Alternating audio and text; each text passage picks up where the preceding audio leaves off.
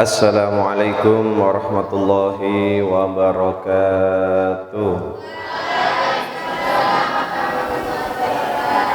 Alhamdulillahirabbil alamin wa bihi nasta'inu ala umuri dunya waddin. Assalatu wassalamu ala asyrafil anbiya'i wal mursalin wa ala alihi wa ashabihi ajma'in. Allahumma salli wa sallim wa barik ala sayyidina wa habibina wa syafi'ina wa maulana Muhammadin miftahi babi rahmatillah adada ma fi ilmillah salatan wa salaman daimaini bidawami mulkillah wa ala alihi wa sahbihi wa mawalah. Allahumma inna nas'aluka ilman nafi'an wa rizqan thayyiban mubarakan wa amalan mutaqabbalan walhamdulillahi rabbil alamin. Kita lanjutkan kembali para santri dan juga para pendengar yang ada di rumah kajian kita terhadap ayat-ayat suci Al-Qur'anul Karim. Surat Luqman pagi hari ini kita sampai pada ayat yang ke-22. Satu ayat yang kita pelajari. A'udzubillahi minasyaitonirrajim. Bismillahirrahmanirrahim. Wa man yuslim wajhahu ila Allah wa huwa muhsin faqad istamsaka bil urwatil wuthqa wa ila Allahi aqibatul umur. Shadaqallahul azim. Wa man yuslim, waman dan barang siapa, yuslim yang menyerahkan, wajhahu wajahnya, ilallah kepada Allah, wa huwa muhsin sedang dia orang yang berbuat kebaikan, faqad istamsaka bil urwah, faqad istamsaka maka sungguh dia telah berpegang bil urwatil wuthqa dengan tali buhul yang kokoh, wa ilallahi dan kepada Allah lah akibatul umur kesudahan segala urusan. Habis bisa ulangi. Dan barang siapa yang menyerahkan wajahnya kepada Allah sedangkan dia adalah orang yang berbuat kebaikan, maka sungguh dia telah berpegang kepada tali buhul yang kokoh dan hanya kepada Allah lah kesudahan segala urusan. Baik, apa kandungan dari ayat yang ke-22 ini? Kita pelajari bersama. Para santri dan para pendengar di rumah, di ayat yang ke-21 kemarin Allah Subhanahu wa taala memberikan penjelasan kepada kita yang sebetulnya isinya adalah salah satu bentuk keheranan. Keheranan tentang apa? Yaitu tentang orang-orang kafir, orang-orang yang tidak beriman kepada Allah, orang-orang yang mensekutukan Allah dengan selain Allah. Mereka itu, kata Allah, apabila diperintahkan, wa idza qila lahum muttabi'u ma anzalallah, apabila dikatakan kepada mereka, diperintahkan kepada orang-orang kafir itu untuk mengikuti segala yang telah diturunkan oleh Allah. Yang dimaksud yaitu Al-Quran dan juga utusan-utusan Allah, Nabi dan Rasul. Apabila mereka disuruh mengikuti Nabi dan Rasul, apabila mereka diperintahkan untuk mengikuti petunjuk-petunjuk Al-Quran ini, orang-orang kafir itu, orang-orang yang tidak menyembah, tidak beriman kepada Allah itu, mereka kemudian mengatakan, qalu bal nattabi'u ma wajadana alaihi aba'ana. Mereka menjawab dengan satu jawaban saja. Apa itu? Tidak, kami tidak akan mau ikut. Kami tidak akan patuh kepada Nabi. Kami tidak akan patuh kepada orang yang mengaku sebagai utusan Allah itu. Dan kami tidak akan mau mengikuti kitab yang dibawa oleh Nabi itu. Kami tidak menyembah Allah, kami menyembah berhala, kami menyembah pohon, kami menyembah bintang dan lain-lain, kata mereka. Itu karena kami sudah diajarkan oleh orang-orang tua kami, nenek moyang kami dulu. Nah, itu yang kami ikuti. Paham ya? Jadi sebetulnya mereka itu tidak mau menyembah Allah, tidak mau beriman kepada Allah, kepada Nabi, kepada Rasul dan Al-Quran ini, tidak punya alasan yang jelas, dalil yang kuat, tidak punya. Satu-satunya alasan hanya karena mengikuti apa yang sudah menjadi kebiasaan nenek moyang mereka, sesepuh-sesepuh mereka dulu. Jadi ini satu bentuk keanehan, satu bentuk keanehan. Bahkan sampai kemudian Allah di lanjutan ayat yang ke-21 kemarin menyampaikan, walau kana syaitan yad'uhum ila adabil sa'ir. Apakah kalian, hai manusia, yang mengatakan seperti itu tadi, apakah kalian akan tetap mengikuti yang sudah menjadi tradisi orang tuamu dulu, nenek moyangmu dulu? Walaupun setan-setan itu, tradisi-tradisi yang kamu ikuti itu ternyata mengajak kamu untuk masuk ke jurang neraka, apa tetap mau kamu ikuti? Ini kan mengherankan. Sejatinya manusia itu secara fitrah menginginkan sesuatu yang baik untuk dirinya. Tidak ada manusia itu yang menginginkan sesuatu yang tidak baik untuk dirinya. Tidak ada satupun manusia di bumi ini yang ingin hidupnya sengsara. Mereka semuanya menginginkan hidupnya itu enak, bahagia. Tetapi begitu dikasih petunjuk agar supaya dia memperoleh kebahagiaan, tapi dia menolak.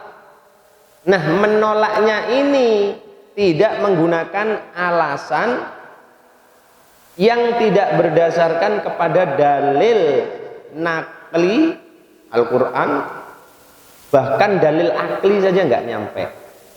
Nah, inilah bentuk apa ya, satu kebodohan yang luar biasa. Nah, terhadap orang yang seperti itu tadi, maka Allah menyampaikan di ayat yang ke-22, wa may yuslim, sebaliknya kata Allah, barang siapa yang menyerahkan wajahnya ilallah, kepada Allah. Kalau ayat 21 tadi menjelaskan tentang orang-orang kafir yang tidak mau beriman kepada Allah, tetapi tidak menggunakan alasan yang bisa diterima logika, gitu ya, tidak bisa diterima logika. Misalkan begini, kalian takut sama apa? Takut sama pocong, misalkan ya, misalkan takut sama pocong. Maka Habib bisa bilang, santri kalian jangan takut sama pocong. Pocong itu nggak ada. Mana ada orang sudah mati bisa bangun lagi. Sebelum Allah nanti yang akan membangkitkan. Nggak bisa itu bangun sendiri itu, keluar dari kubur. Besok orang-orang mati itu bisa bangkit keluar dari kubur pada saat hari kebangkitan. Sebelum itu nggak mungkin, nggak ada. Habib bisa katakan seperti itu ke santri. Lah santri wis kadung wedi ambek pocong, mengatakan, oh enggak Habib Isa ini enggak percaya, itu dulu cerita orang tua saya dulu seperti itu. Nah ini kan alasan yang enggak bisa masuk logika, ya, enggak bisa diterima. Nah tetapi biasanya orang yang seperti itu, para santri, kalau sudah berkeyakinan koyok ngono, angel dilurusno, dibetulkan itu susah sudah. Nah selain orang yang seperti itu, maka ada satu golongan lagi. Mudah-mudahan kita termasuk golongan yang sekarang ini di ayat ke-22. Apa itu? Kata Allah, wa may yuslim, dan barang siapa yuslim, yang menyerahkan wajahahu, wajahnya ilallah, kepada Allah. Kenapa kok di sini dikatakan wajahahu, wajahnya, kok bukan menyerahkan dirinya? Ya, ini kalimat-kalimat Al-Quran seperti ini yang mengandung sastra yang luar biasa tingginya. Kenapa dikatakan wajahahu?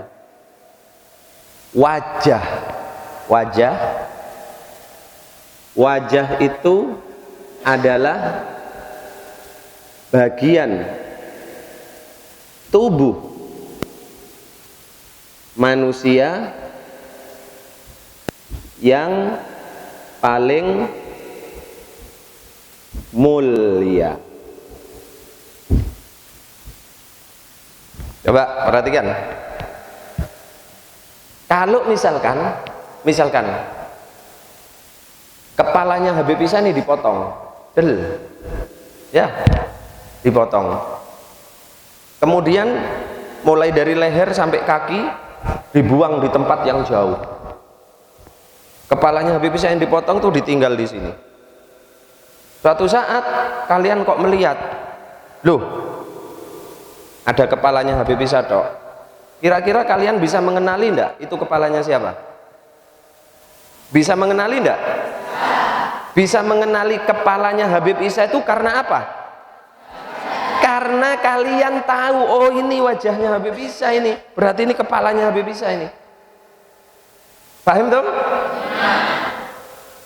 Tetapi suatu saat kalian kemudian jalan-jalan kok menemukan potongan tubuh mulai dari leher sampai kaki, padahal itu punyanya Habib Isa. Kalian bisa tahu enggak? Oh ini tubuhnya Habib Isa ini, bisa tahu enggak? Enggak tahu. Jadi sebetulnya manusia itu cukup dikenali dari wajahnya.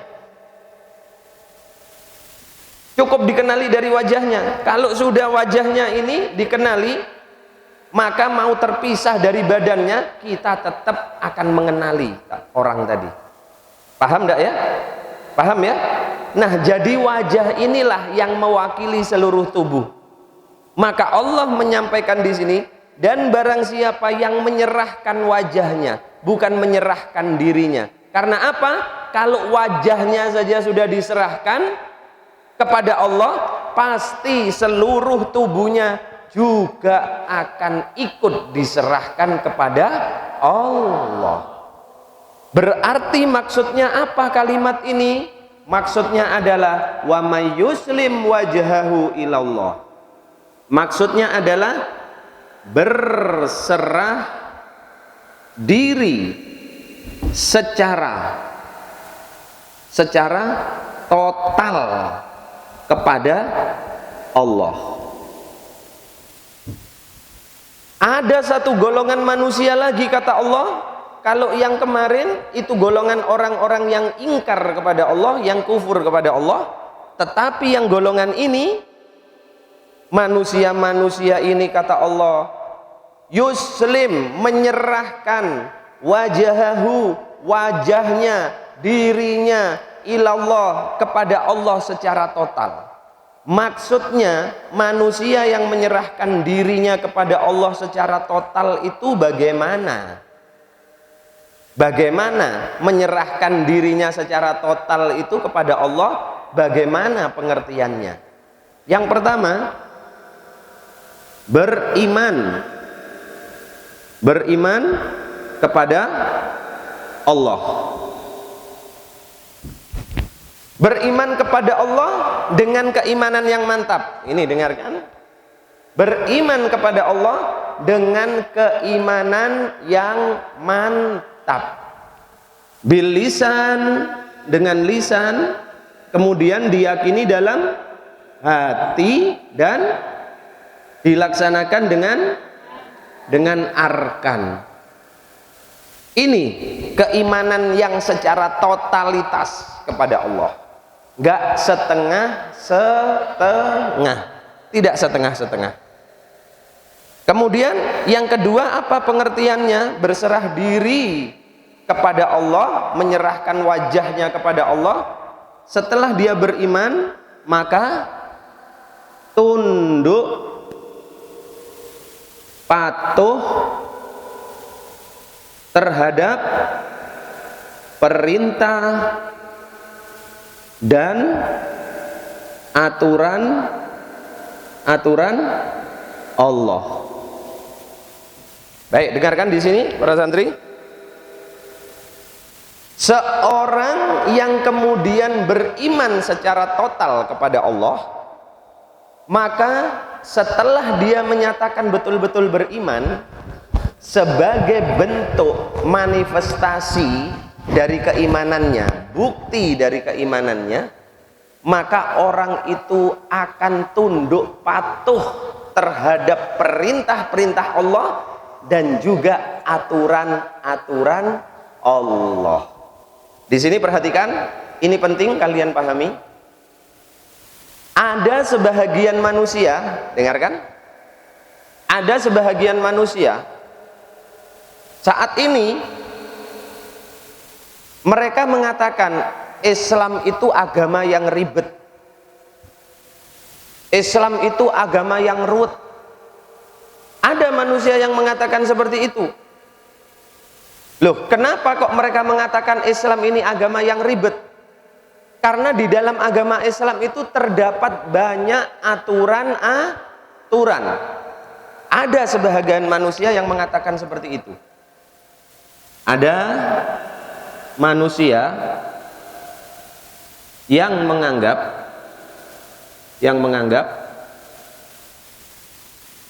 Islam itu agama yang ribet. Ya, diperhatikan dulu, jangan ditulis. Pengertiannya biar paham. Mengapa mereka sampai mengatakan Islam itu agama yang ribet? Karena menurut mereka di dalam agama Islam ini terlalu banyak aturan-aturan. Wahai para santri dan para pendengar di rumah, tidak ada sesuatu pun yang akan menjadi baik tanpa adanya aturan. Tidak ada segala sesuatu itu akan menjadi baik kalau tidak ada aturan. Habib bisa kasih contoh. Misalkan orang tua kalian akan masukkan kalian ke satu sekolah, akan masukkan kalian ke sebuah pondok. Misalkan mau daftarkan kalian ke Darussolihin sini. Kemudian orang tua kalian datang menghadap ke Habib Isa. Kemudian orang tuamu tanya, Habib, saya punya rencana mau mondokkan anak di sini, mau nyekolahkan anak di sini. Habib Isa jawab, iya.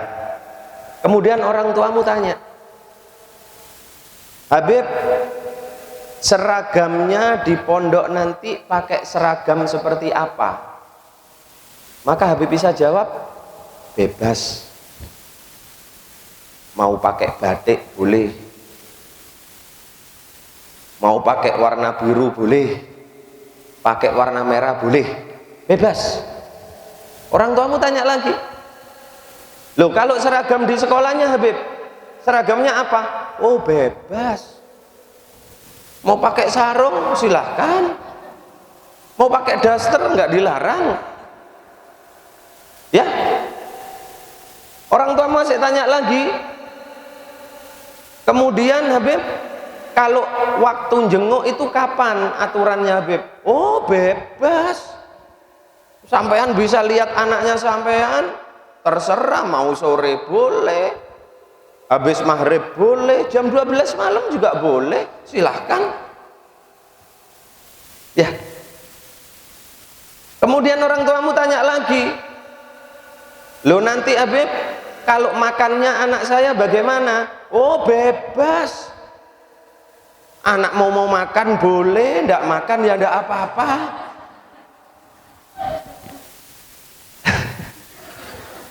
Semuanya Habib bisa jawab bebas.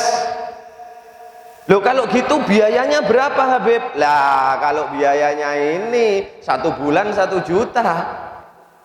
Semuanya bebas, giliran biaya besar mahal. Kira-kira wong tuamu jadi ndak mondokkan kalian ke sini? Pikire iki pos kamling apa pondok ini? Lah kok semuanya bebas? Ndak ada aturan, ya? Berarti orang tuamu menganggap lembaga yang seperti itu tadi lembaga yang baik apa enggak? Mau enggak masukkan anaknya ke pondok itu? Sekarang rumah tangga. Ayo coba. Kalian misalkan ini jadi anak kan? Kemudian kalian liburan pulang ke rumah. Orang tuamu nggak punya aturan sama sekali di dalam rumah tangganya. Nggak punya tata tertib. Kamu mau keluar jam berapapun bebas. Pulang jam berapapun bebas, mau tidur jam berapapun bebas. Orang tuamu tidak pernah buat aturan, tidak pernah buat tata tertib. Kemudian ayahmu mau keluar jam berapapun bebas, ibumu tidak negur. Demikian juga ibumu mau keluar tengah malam pun ayahmu tidak negur, bebas rumah tangganya. Kira-kira rumah tangga sing kayak ngono jadi rumah tangga seperti apa? Rumah tangga seperti apa? Ya rumah tangga ndak karuan. Rumah tangga yang tidak ada aturan di dalamnya. Paham tuh? Kalian yang sudah ada di pondok sini kemudian ndak Habib bisa beri aturan-aturan. Jadinya seperti apa? Nah, para santri dan para pendengar di rumah, pahamilah. Allah memberikan aturan-aturan, rambu-rambu, batasan-batasan di dalam agama Islam ini bukan untuk menyulitkan manusia, bukan untuk membuat manusia menjadi ribet. Salah besar. Justru Allah memberikan aturan-aturan, batasan-batasan agar supaya manusia itu menjadi mulia, agar supaya manusia ini betul-betul menjadi manusia. Berarti dengan aturan-aturan yang ada di dalam agama ini Allah sedang memanusiakan manusia. Kalian mau ndak dianggap bukan manusia? Mau ndak? Laki perempuan nggak perlu nikah, kumpul kebo. Jenenge wis kebo. Mau kalian dikatakan kebo? Makanya dibuat aturan oleh Allah apa? An-nikah, hubungan lelaki perempuan yang diikat oleh tali pernikahan, agar supaya apa? Laki-lakinya menjadi mulia, wanitanya menjadi Lho lek wis ana sing duwe, mosok mlaku ndek pinggir dalan iki wis dadi bojone kabeh wong lanang, duwe bojo kabeh. Misalnya kalian jalan, mosok ana wong lanang liya terus. Nah. Ya enggak? Loh kalau kalian sudah punya suami, mosok kalian jalan kemudian sweet kan kada mungkin. Lantaran apa? Tahu loh ini sudah punya suami. Kan begitu? Yang laki-laki juga begitu. Karena dia sudah punya istri, tidak mungkin matanya sembarangan melihat wanita lain. Karena sudah punya istri. Dimuliakan oleh Allah.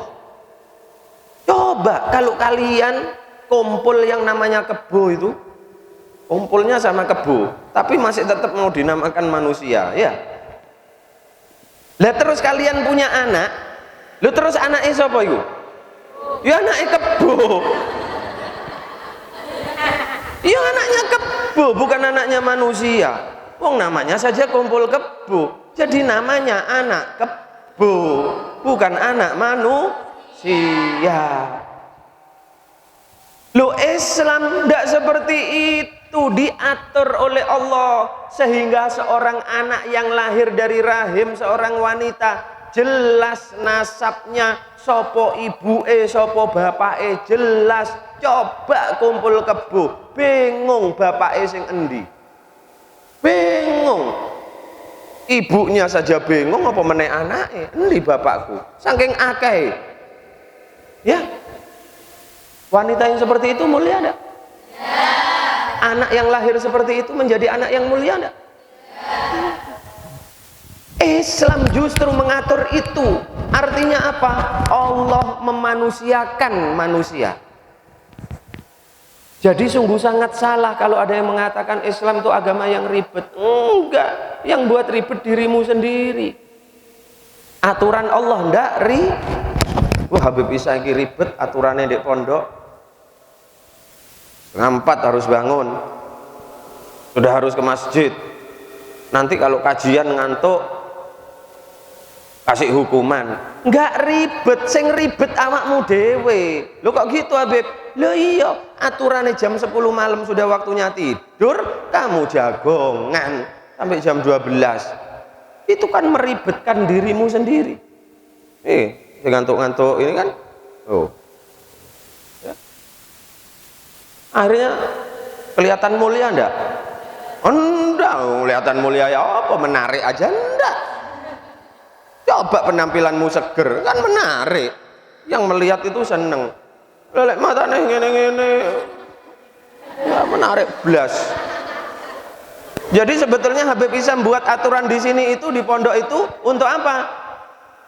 Untuk memanusiakan santri, itu loh, untuk memanusiakan santri. Demikian juga Allah dengan agama ini. Paham tuh? Jadi Islam itu ribet apa enggak? Islam ini ruwet apa enggak? Yang ruwet siapa? Iya, manusianya sendiri yang ruwet ya.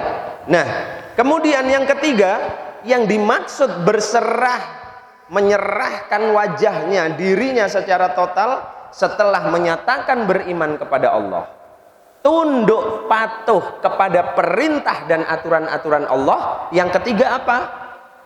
Yaitu melaksanakan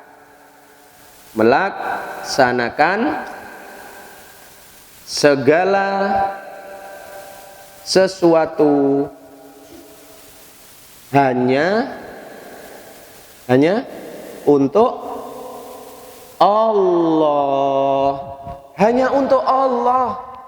Melaksanakan segala sesuatunya itu hanya untuk Allah, karena sudah menyerahkan dirinya secara total. Melaksanakan segala sesuatu ini apa yang dimaksud? Yaitu ubudiyah dan amaliyah. Ubudiyah dan amaliyah. Ubudiyah ini apa? Satu perbuatan yang hanya untuk dirinya dan dirinya sendiri, penyembahan kepada Allah. Penyembahan. Sedangkan amaliyah ini apa? Hubungan antara manusia dan makhluk lain. Makhluk lain itu apa? Hewan, terus tumbuhan, terus makhluk halus, masuk. Loh, memangnya kenapa? Loh, apakah kalian tidak bisa berhubungan dengan makhluk halus? Loh, angin itu kan makhluk halus. Ya, angin itu makhluk halus. Makanya kalian harus beramaliyah dengan baik dengan angin itu. Maksudnya bagaimana? Santri, kalian harus beramaliyah yang baik juga dengan angin. Maksudnya apa? menjaga kentutmu, wahudan wa rahmatan lil muhsinin. Ayat ke 3. Sudah Habib bisa jelaskan apa yang dimaksud al-muhsinin? Siapa al-muhsinin itu? Yaitu orang-orang yang melakukan kebaikan, baik itu ubudiyahnya kepada Allah maupun amaliyahnya kepada sesama manusia, yang mereka melakukan dengan baik, tapi bukan hanya baik, tapi sudah mencapai derajat ihsan. Masya Allah, sudah lupa, tidak dimutolaah. Jadi yang dimaksud muhsin itu orang yang berbuat baik, tapi tidak cukup baik, tidak hanya cukup baik saja, tetapi sudah mencapai derajat ihsan. Maksudnya ihsan itu apa? Maksudnya hanya untuk Allah, tidak terpikir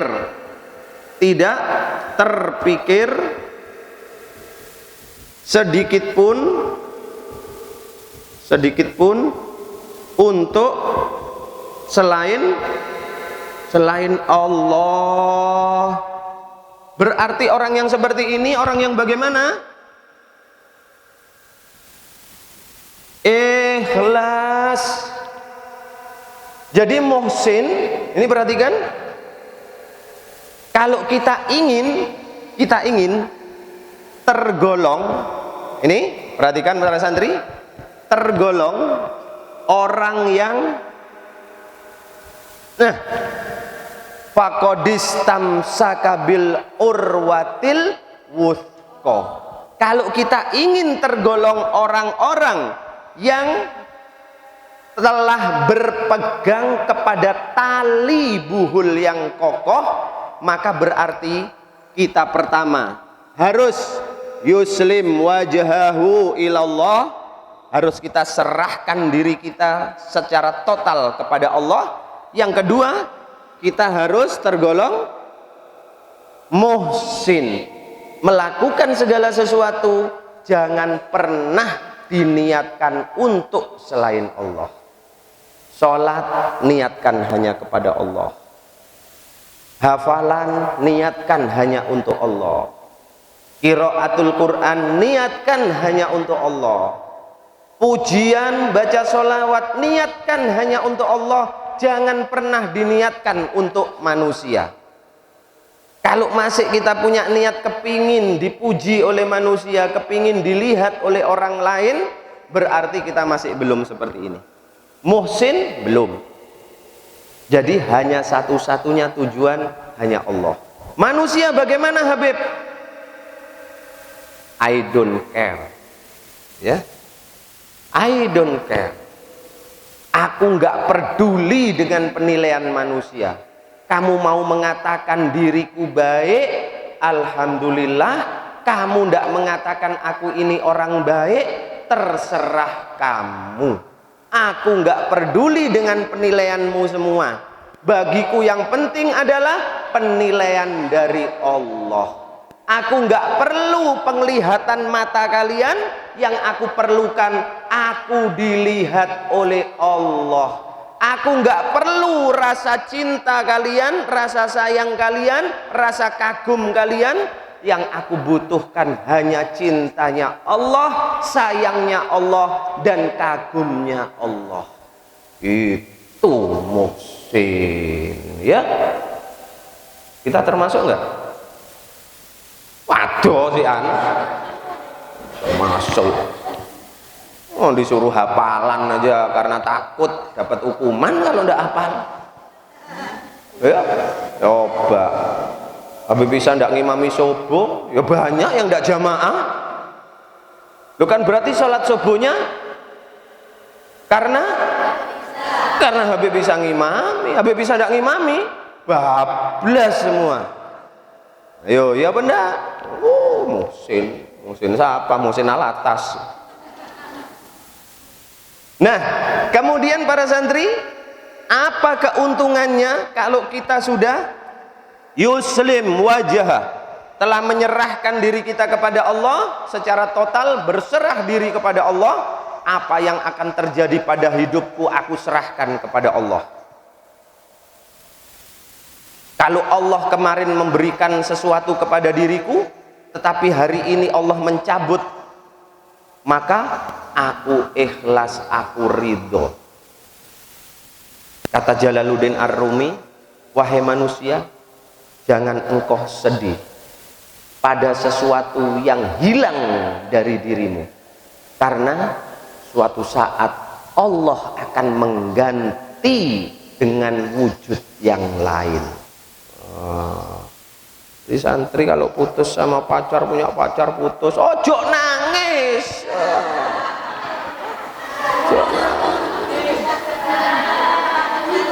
Jangan nangis, tenang saja, ya. Innallaha ma'ana, Allah beserta kami, Allah beserta diriku. Karena apa? Suatu saat Allah akan mengganti yang hilang itu dalam wujud yang lainnya. Maksudnya apa? Manusia hilang diganti wujud makhluk halus. Enggak, diganti dengan manusia yang lain yang lebih baik. Itu ya.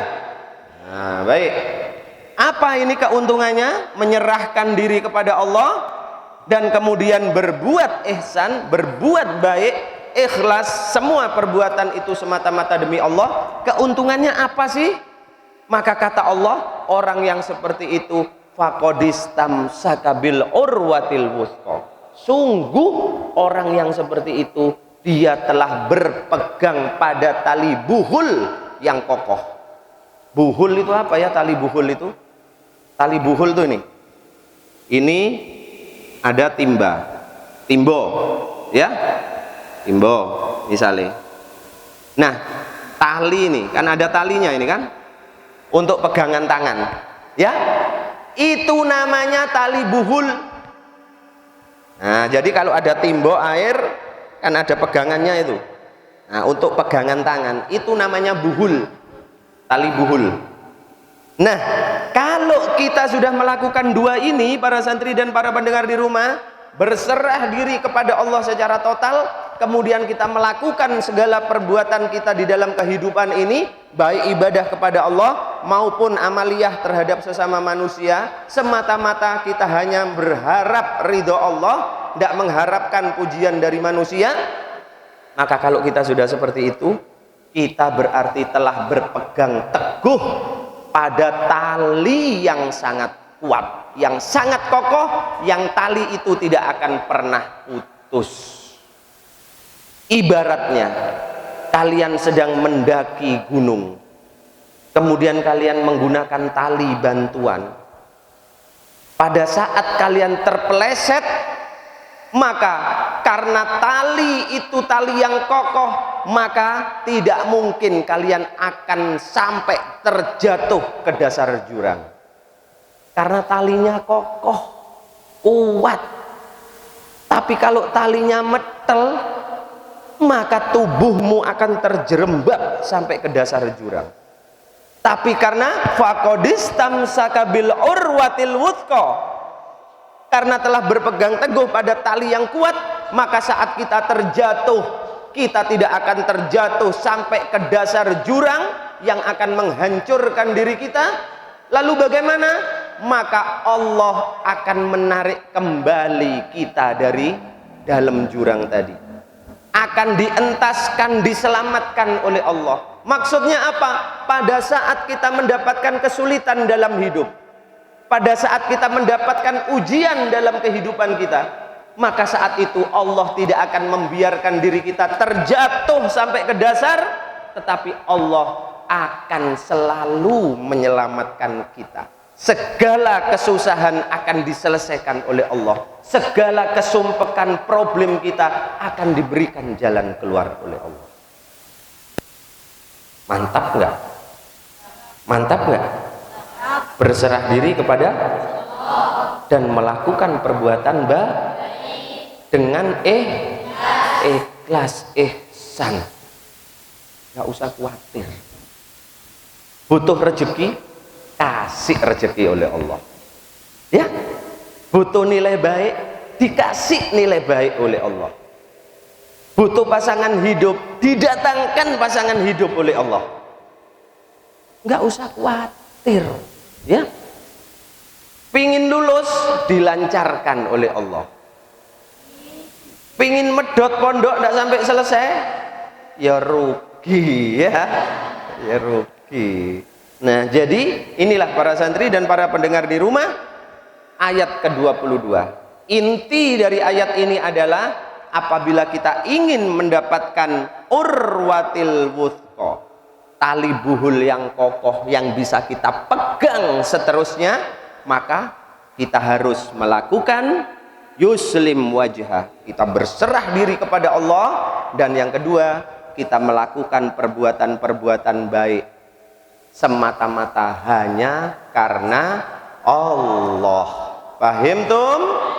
Nah, maka wa ilallahi akibatul umur, karena sesungguhnya hanya kepada Allah lah segala urusan itu.